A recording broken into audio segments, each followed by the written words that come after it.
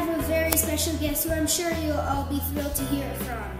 After various attempts of the dark and light voodoo magic, I finally got Riel back from the dead to entertain y'all for tonight's show.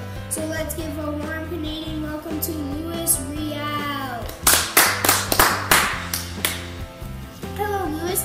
How are you today? I'm fine, thank you. I have a few questions to ask you before we have some fun after the break. That sounds good.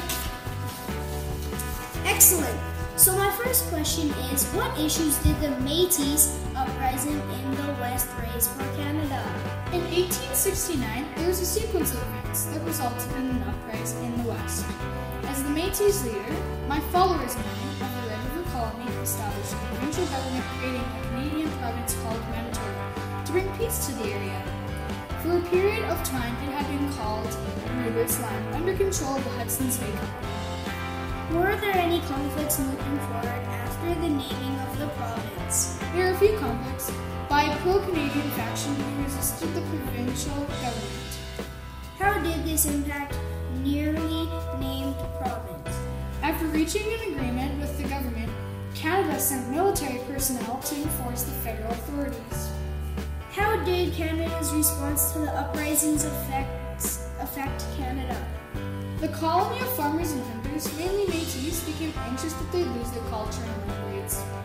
This is when the Métis formed an alliance to revolt against the Dominion of Canada by establishing a provincial government to negotiate terms of entering into confederation to protect their rights and freedoms. Who would the Manitoba Act impact? Was it successful?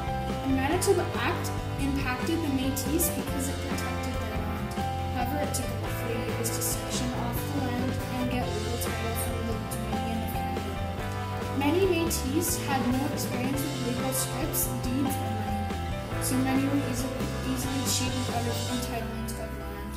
Why was the Manitoba School Act created and was it successful? This act protected the Métis and French languages, including the publicity-funded Romanian Catholic schools. However, the act did not specify that French would be taught in Roman Catholic schools, as the Métis assumed it would be. This led to conflict later on.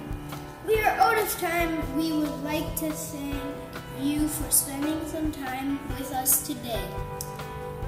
It was a pleasure meeting you and learning more about the uprising in the West and difficulties the Métis population have had. Thank you for having me. It was a pleasure sharing my experience with you and to the viewing public. I hope to be on the show soon again.